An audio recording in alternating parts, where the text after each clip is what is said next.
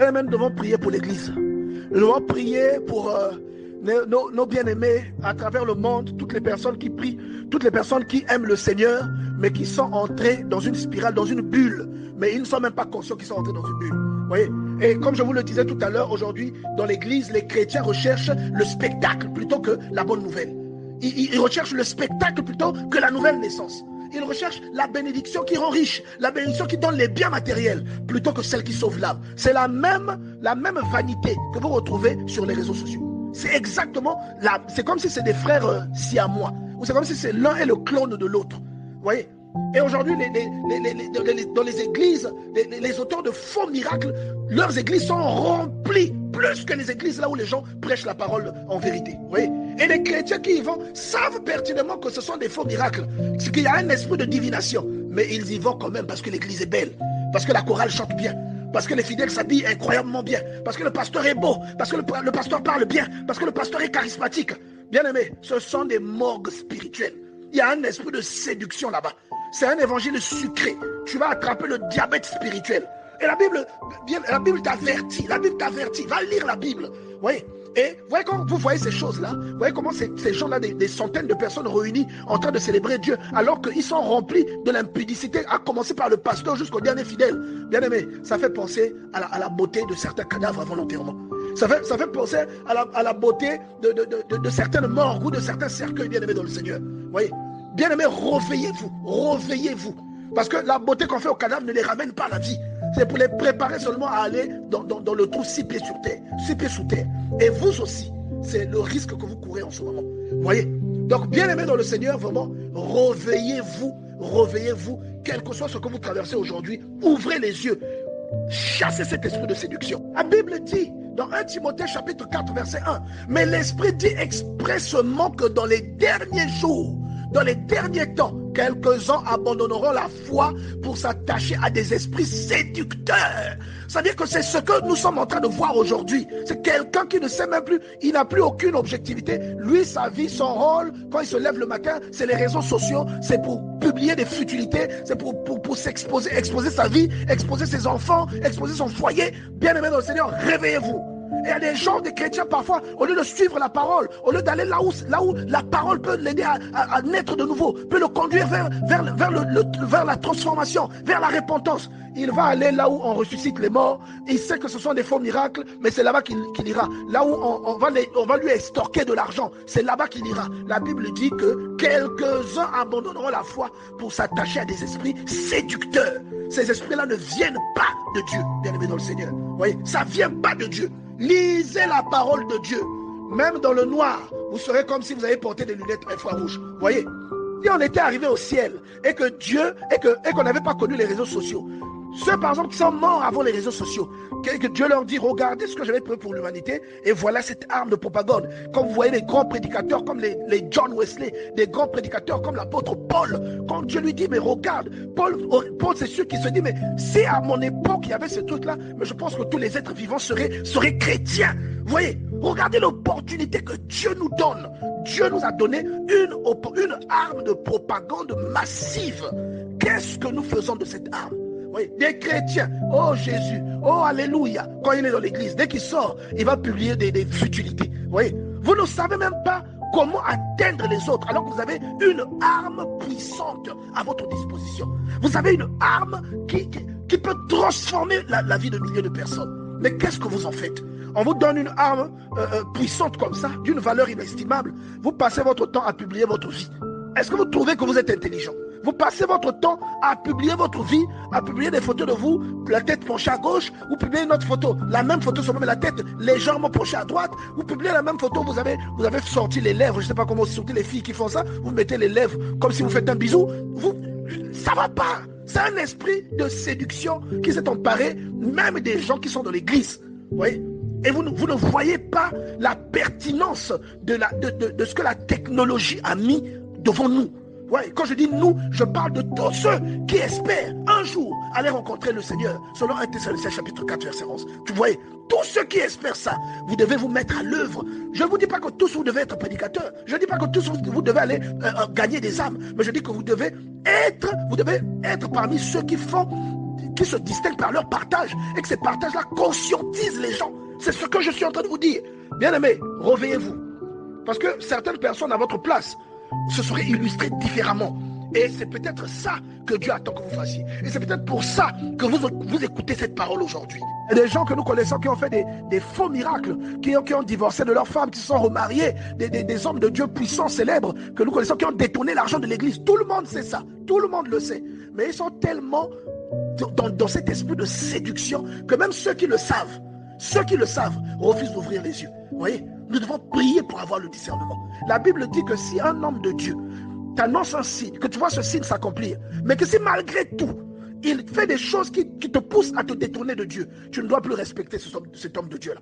Tu ne dois plus respecter ce prophète ou ce songeur. C'est ce que la Bible déclare. Mais nous avons des gens tellement sous la domination de l'esprit de séduction, et parce qu'ils sont eux-mêmes aussi possédés par cet esprit. Vous voyez que ces gens-là, ils sont là dans des fausses églises ou encore dans les réseaux sociaux, en train de faire la propagande du faux. Vous voyez les corbillards VIP pour conduire les gens qui ont de l'argent, conduire les cadavres qui furent riches et célèbres. C'est comme s'il y a une différence. C'est comme si le trou dans lequel on va le déposer, ou comme si on le met dans ce corbillard, il va se réveiller. Vous voyez, c'est comme certains hommes de Dieu qui mènent qui ont l'attention de tout le monde, qui sont adulés, mais qui sont dans le faux. Dieu sait que vous êtes dans le faux et Dieu sait que vous êtes en train de partir lentement et sûrement, même si c'est dans un beau corbillard, mais vous allez vers le trou, 6 pieds sur terre. Vous voyez, 6 pieds sous terre. Dieu le sait. Vous voyez, donc nous devons nous réveiller. Bien-aimés dans le Seigneur.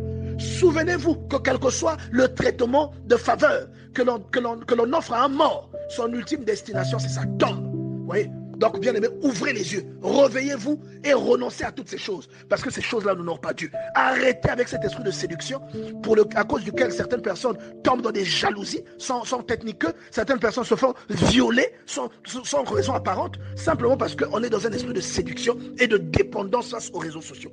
Devenant des personnes utiles, aidant les autres à être délivrés des abominations ou encore de l'ignorance. C'est à ça que Dieu nous a appelés. Même côté festif et vaniteux que vous retrouvez sur les réseaux sociaux chez certains chrétiens, c'est le même côté festif et vaniteux que vous retrouvez parfois dans des églises que ces chrétiens-là fréquentent. Vous voyez? Et aujourd'hui, il y a des gens qui, quand ils arrivent dans une église où la parole de Dieu, la parole vivante, la parole qui édifie, la parole qui peut délivrer une vie, cette parole est prêchée dans la vérité. Vous allez voir que ce chrétien-là, le lendemain, il ne reviendra pas. Mais quand il va là où il sait que là-bas, en fait, il y a des faux miracles. Il voit le pasteur faire du spectacle. Il sait que c'est du spectacle, mais c'est là-bas qu'il ira. Parce que les gens s'habillent bien, parce que voilà, il y a la clim là-bas, parce que les gens sont voilà. C'est là qu'il va. Vous voyez, il est attiré par ce qui brille. C'est la séduction. Je vous ai dit ça, c'est la séduction. Il est attiré parce que voilà, quand la chorale chante, voilà, je suis transporté. Non.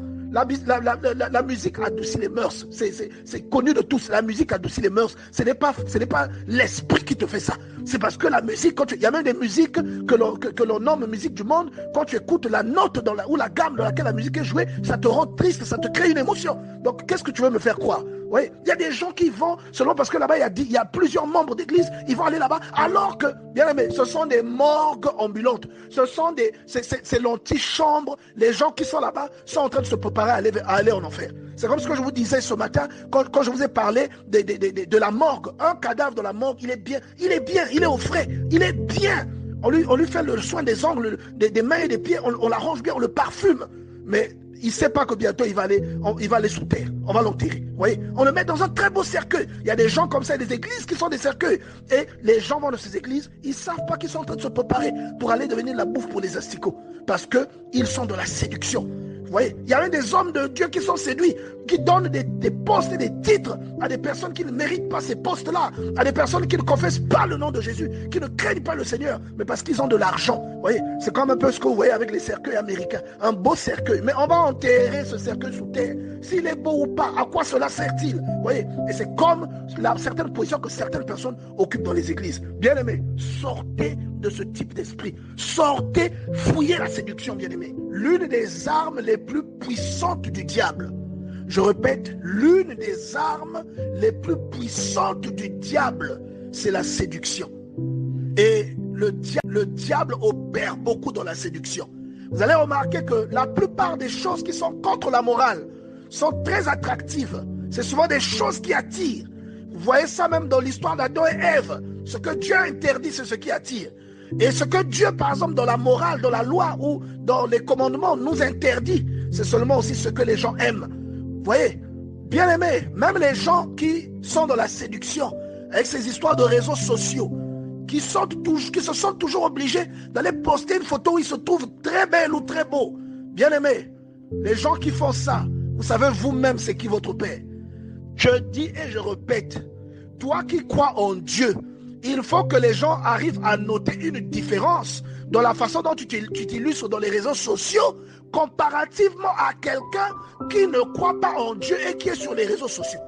Il faut qu'il y ait une différence, même si cette personne a des valeurs, mais si elle ne croit pas en Dieu et que toi tu crois en Dieu, il faut que les gens remarquent cette différence. Vous comprenez? La Bible dit, telles sont les actions d'un homme, tel est son cœur. Ce que vous illustrez, c'est ce que vous êtes. Donc ne dites pas que non, là-bas c'est les réseaux sociaux, moi j'illustre ma prière. Non, ce que vous illustrez, c'est ce que vous êtes. C'est ce que la Bible dit. Il faut qu'on sente une différence entre toi qui crois en Dieu, qui prie avec les valeurs que tu as dans tes publications, dans la façon dont tu orientes tes publications, dans la façon dont tu fais tes échanges, que tu t'illustres sur les réseaux sociaux avec quelqu'un même qui a des valeurs, mais qui ne croit pas en Dieu. On doit noter cette différence-là. Si on ne note pas cette différence, tu es en danger. Si lui publie des futilités, tu publies des futilités, tu es en danger autant que lui. Vous voyez, vous prendrez le même bus pour aller en enfer ensemble. Si lui, il publie des photos où il montre son popotin, et que toi aussi, enfant de Dieu, publie une photo volontairement, jean serré, pantalon serré, tu montres le popotin, ça veut dire qu'il n'y a aucune différence entre vous. Quel est le but pour lequel tu fais ça? Quel est le but pour lequel tu publies ces choses? Comprenez? Ce n'est pas mauvais. On a tous une page Facebook. On a tous les réseaux sociaux. On est tous sur les réseaux sociaux, pardon. Mais la différence vient de comment nous utilisons, comment chacun utilise sa page. Qu'est-ce que chacun publie sur sa page? On n'est pas en train de dire que les réseaux sociaux c'est mauvais. On est seulement en train de dire qu'un enfant de Dieu doit utiliser les réseaux sociaux d'une autre manière. Les réseaux sociaux c'est comme un couteau. Tu peux tuer avec comme tu peux préparer avec. À toi de choisir ce que tu fais. Mais les réseaux sociaux, et ça, beaucoup de chrétiens semblent l'oublier. Les réseaux sociaux sont comme une fenêtre qui donne droit accès à votre chambre. Les réseaux sociaux. Ça montre votre intimité. Vous comprenez? Vous devez faire attention à ce que vous publiez. Vous devez faire attention à ce que vous montrez aux gens.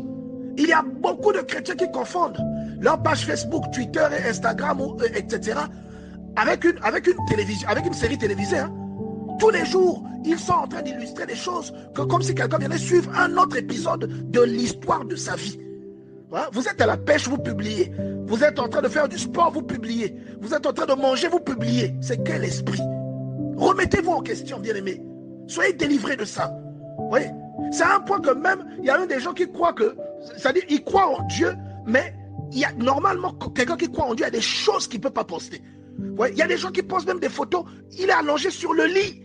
Il y a des gens qui postent des photos dans un accoutrement, vraiment, je ne sais même pas comment qualifier ça, un accoutrement indécent. Mais vous postez ça pour qui? Vous voyez? Vous oubliez que c'est tout le monde a accès à ce que vous postez. Vous voyez? Allez regarder votre page Facebook, allez regarder ce que vous postez et jugez vous-même à quel niveau vous vous trouvez. Remettez-vous en question. Vous comprenez? Remettez-vous en question. Bien-aimé dans le Seigneur, c'est une appartenance sans le vouloir, mais une appartenance implicite à une mauvaise influence. Et cette influence n'est pas de Dieu. Vous comprenez, bien-aimé dans le Seigneur? Et si vous êtes sincère, vous allez reconnaître que beaucoup de vos publications ne sont pas objectives. Beaucoup de vos publications sont inutiles. Soyez quelqu'un d'utile aux autres. Soyez quelqu'un qui peut aider les autres à ouvrir les yeux. Répondez quelque chose qui peut délivrer des consciences. Si tu as des convictions, tu seras d'accord avec moi que les réseaux sociaux sont une arme puissante, une illustration ou une opportunité immense donnée à des personnes qui ont des convictions, à des personnes qui ont la passion de quelque chose, pour faire l'apologie de cette passion-là. Vous voyez? Donc si toi tu as des convictions, tu crois en Dieu, mais c'est une chance parce que la Bible dit, faites de toutes les nations des disciples.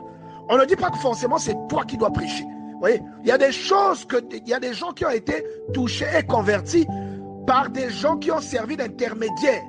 Moi, je sers d'intermédiaire, mais ce n'est pas ma parole qui te touche. C'est la parole de quelqu'un d'autre parce que je t'ai emmené, je t'ai fait écouter, je t'ai donné accès à une parole. Vous voyez, il y a des gens qui ont connu Dieu derrière un intermédiaire. Vous voyez, et les réseaux sociaux sont une opportunité. Je ne dis pas que vous devez forcément publier seulement les choses de Dieu, sinon ça devient de l'extrémisme.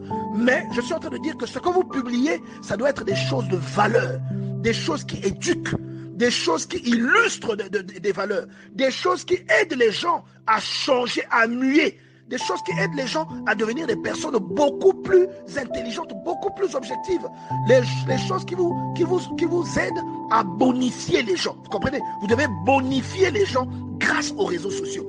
Briser les chaînes des personnes qui sont enfermées grâce aux réseaux sociaux. Il y a beaucoup de gens qui sont délivrés grâce à ce que certaines personnes font sur les réseaux sociaux. Vous voyez, il y a des conscientisateurs sur les réseaux sociaux qui utilisent cette propagation de masse pour toucher les âmes qui étaient égarées. Il y a des gens qui sont détournés du banditisme, pas par un prédicateur, mais par un conscientiseur qui sait comment utiliser sa page de réseaux sociaux. Vous voyez, donc bien aimé, faites attention. Remettez-vous en question. Vous êtes là en train de publier vos photos à longueur de journée, vous prenez pour des stars. Remettez-vous en question, bien-aimés dans le Seigneur.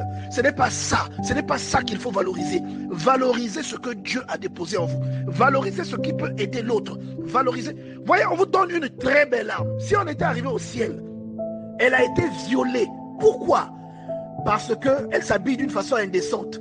Et elle prend ces photos-là, elle les publie sur les réseaux sociaux. Ou même dans les vidéos qui sont diffusées à grande échelle. Dans les vidéos des médias qui passent à la télé. Elle s'habille mal. La raison pour laquelle Dieu vous demande de vous habiller, que la foi vous demande de vous habiller d'une façon décente, c'est premièrement pour protéger, bien-aimé dans le Seigneur, votre dignité. C'est pour protéger votre dignité. Vous êtes la première victime de l'habillement indécent. Et la Bible dit dans 1 Corinthiens, chapitre 8, verset 9, « Prenez garde toutefois que votre liberté ne devienne une pierre d'achoppement pour les faibles. » Ça encore, c'est la séduction. C'est toujours une technique du diable. Il est en train de séduire. Il passe par votre envie de vous sentir belle, de vous sentir valorisée. Vous êtes là en train de rechercher que les gens puissent cliquer sur j'aime. Vous êtes en train de rechercher l'approbation des gens, qu'on trouve que vous êtes belle. Un jour, vous allez mourir, on va vous enterrer. Ce corps-là deviendra la bouffe des asticots. Comprenez? Bien-aimés dans le Seigneur, réveillez-vous. Ne traînez pas dans des choses qui n'ont aucun lendemain. Vous n'êtes pas une superstar. Vous êtes un enfant de Dieu. La plupart des superstars ne croient pas en Dieu.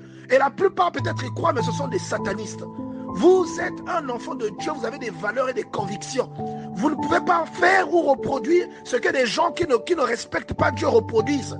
Arrêtez tout le temps de tomber dans des spirales vaniteuses, dans des choses qui n'ont aucun intérêt.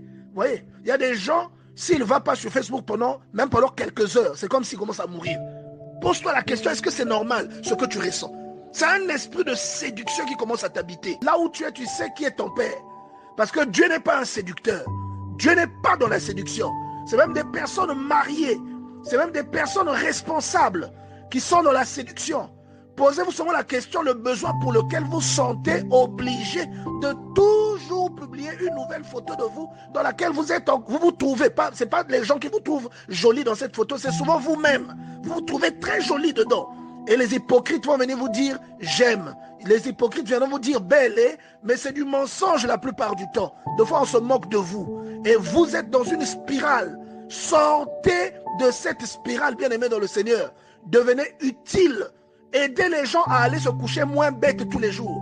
Répondez des choses qui peuvent éveiller des consciences. Mais ne vous laissez pas piéger par le côté festif et vaniteux des réseaux sociaux. Ne vous laissez pas piéger par le côté festif et vaniteux même de certaines églises. Les spectacles, les faux miracles, toutes ces choses ont pour seule origine le diable. La séduction, bien-aimée dans le Seigneur.